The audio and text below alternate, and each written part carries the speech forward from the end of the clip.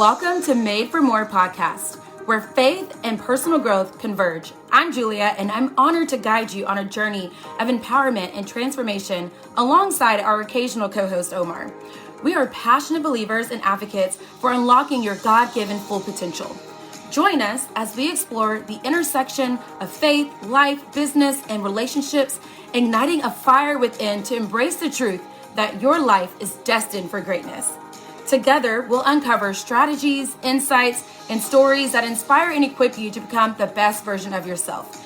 Get ready to embark on a fulfilling quest towards personal and professional fulfillment, guided by faith and the unwavering belief that you, my friend, are made for more. Recording in progress. Hey guys, welcome back. I thought the last one was going to be kind of a quick one, and then I probably went on several minutes after, but I think this one will be a quick episode. I've already kind of shared my word of the year is surrender, and I love having people in my corner that hold me accountable to my word of the year. And they're like, well, remember your word of the year is surrender. And I'm like, why did I tell people this? Why did I tell people this? But I think it is great. Like it is not too late, my friends. Like it's only March. And I don't care when you listen to this episode, like if it's December, go ahead and get you one ready for the next year. I literally start preparing and praying for my word of the year in October for like that next year. So I can start like thinking like, what can it be? Like, God revealed the next word of the year for me. So if you don't have one yet, and it doesn't even have to be a year. It could be for the season. It could be for that month, like whatever. I just think it's a great way to have like a focus and to just have God speak with you and just say like, hey, like reveal to me what you want me to be intentional about right now. Like, is it clarity? Is it focus? Is it energy? Is it whatever? I mean, you gotta ask him what that word of the year is. So last year, I think I did a podcast episode on this. I felt like he was telling me my word of the year was chosen. And I was like, where did that word come from? Because I even pulled out like word of the years, like a word of the year graphic or something. And I was like, was this even on the graphic where it has like some generated ideas? And it wasn't even there. And I'm like, what? I don't even see this word on here. Okay, well, I guess this was God talking to me. And then I felt very, like, what's the word? Almost unworthy of that word. And I'm like, because I was trying to use the word chosen last year as a literal word. Like I was chosen for something, right? I was like, well, and then when I was like going after things, and I felt like the door just kept closing and closing and closing. And I'm like, well, I'm not feeling very chosen right now. Why did you give me this word, Lord? And then that day when I was literally like in tears, crying to God, like, why did you give me this word? I don't understand. And I was like, okay, like breathe, like, just go do a devotional. And that day, that literally 3 minutes later, I go open my devotional, and the devotional page and Bible verse that day was the same Bible verse, chosen Peter 3 that I kind of use for my word of the year. And I was like, oh my God. So then I start bawling like a baby because I'm like, okay, like it was you, confirmation. So if you ever have those God moments, you just know what I'm talking about. You know what I'm saying? Like whenever you just like, okay, God, I hear you. So then I'm like, well, then what does this mean? And then that was my reminder that he's saying, I don't literally mean you are chosen like specifically for something like that. You're taking this literally. I need you to know your worth, Julia. You're a confident woman. I've given you some great gifts, and I have equipped you to do some amazing things. This isn't, Julia doing these things, God's doing these things. But yet I still want you to know you are chosen. You are, chosen royalty. Like you are a daughter of a king. Like I need you to step more into that. And that was when I started to take my Christianity and take my worthiness and honestly just my royalty to the next level too. So I don't know. It was a very good learning year. So I say all that to say, I don't know. I'm only 3 months into surrender. And I did a podcast episode on my first lesson of surrender that I didn't see coming, that I was like, oh, did not realize that's what I was going to learn when you gave me surrender. I did not see that coming, was not planning on that. And that's how, the Lord will guide you and get you through things. But I will tell you this, because I know everybody's word of the year is not surrender. So I'm going to just give you this podcast episode on just being still and getting rid of distractions. So much of our life and things around us are distractions, whether we realize it or not. And some of them we love, like they're distractions we love. Like we love our kids or your friends or, like your husband, your wife, like your favorite shows. Like, and I don't mean these things are distractions as in like, get rid of them. I'm saying they might be a distraction some of the time when you need to have time with God and spend some quiet time alone with him, and to have some of that time that's protected, right? And time to listen.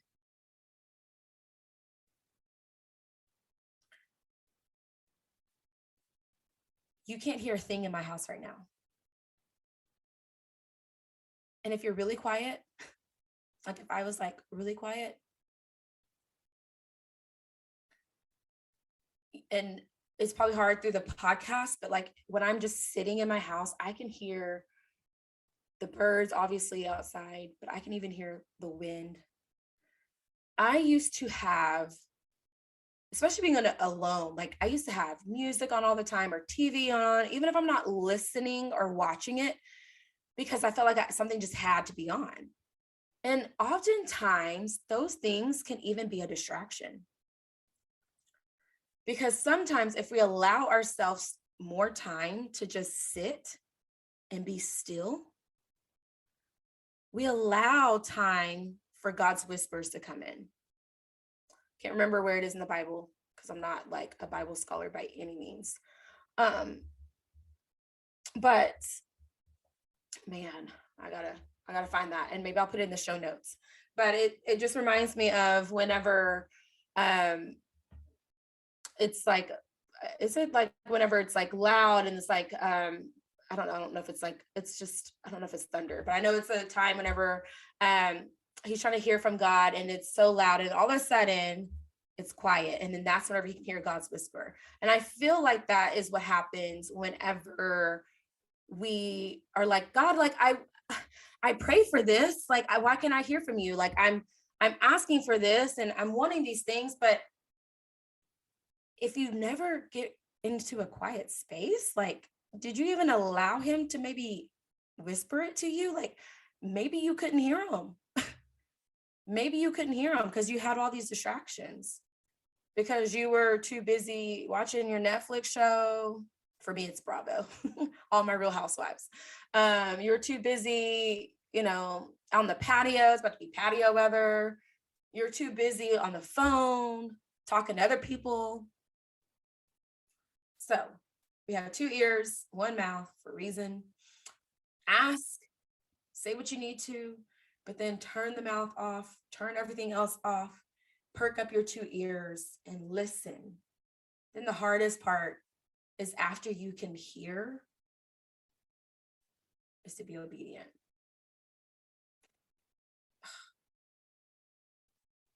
Sometimes that's the hardest part.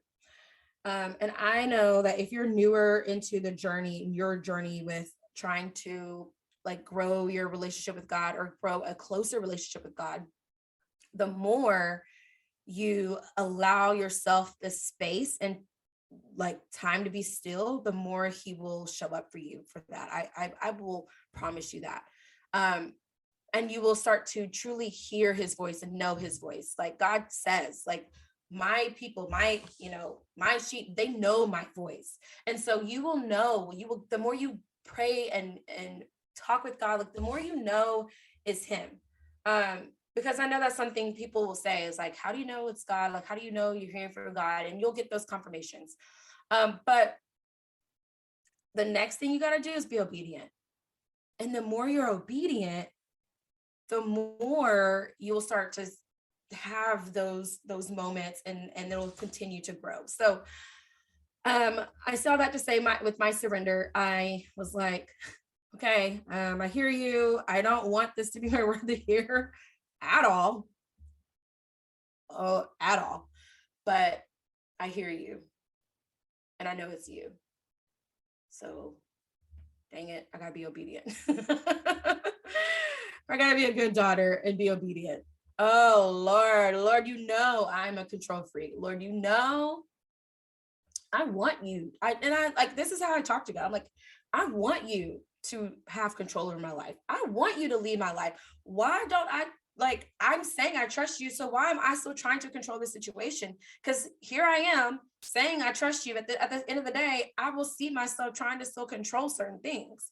So I had to just really say, like, I am fully and truly giving control and giving up, like, hands up. It's all yours. Okay.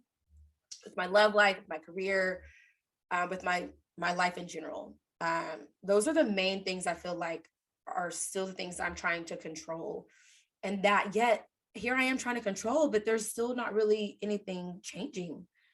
As much as I am successful with so many things, those are the things that I feel like don't change.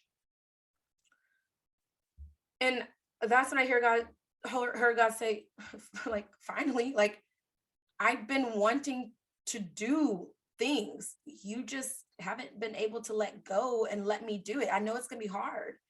I know some of these changes are going to be hard, but it's going to be worth it. And he's right. He's right. It's hard. It's been hard, but then it's worth it. So that's my encouragement, is for you to be still, for you to listen. Any of those distractions that you need to kind of get rid of, whether it's just for a small time, or some of y'all's distractions, y'all might need to, like, get rid of for longer than 30 minutes. Like, some of them might need to be for a day, a week, or, like, do a fasting from, what have you not. That's up to you to pray about and figure out, but be obedient to that. And I hope that this episode will give you, I said this would be quick, but look what happened. I was just letting the Lord use whatever comes out of my mouth, and hope it's a blessing to you, because it's definitely been a blessing for me to just be obedient to what I feel like he has been trying to have me do for a long time, that I just was not willing to let go of the wheel. And a lot of things are still playing out, but I truly felt like I heard God tell me, this is going to be one of your favorite years, because you finally are putting it in my hands. Watch what I'm about to do, because you decided to truly surrender. You didn't really, like, you said you trusted me before, but now that you're really, like, letting go and putting it in my hands, watch what I'm about to do. So stay tuned. I will give you guys an update. I don't know. And even if not, he's still good. Right? Because that's what I told my coach. I had like we didn't have a coaching call, but we had like a messaging back and forth. And I was like, I truly feel like that was the conversation, like, I'm hearing.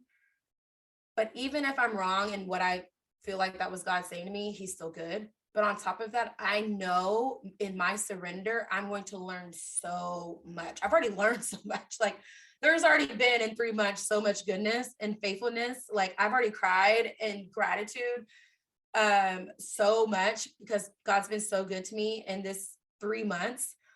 But man, if I'm already just thankful for 3 months. So I don't even know what he's gonna do in 9 months, or in the next 9 months. But so he's good no matter what. But I just want to encourage you. If you don't have a word of the year, I would encourage you to do one. And then like I mentioned before, try your best to incorporate that word of the year in all that you do, like in all areas of your life, whether it's in life, business, career. It depends on what your word is. So like, like I can use surrender in multiple areas of my life, but like if it's uh intentionality, like how can you be intentional in your food and diet? How can you be intentionality as a mom? How can you be intentional in your career? Like, so you can use your word of the year in so many ways. And of course, pray about that. And it's not too late to do that. But if you don't want to do like a word of the year, I would definitely say to pray and ask God to give you some type of a focus and some clarity for what you need right now in this season of life. And he will give that to you. He will deliver. Okay. I love y'all. Have a good rest of your day. Bye.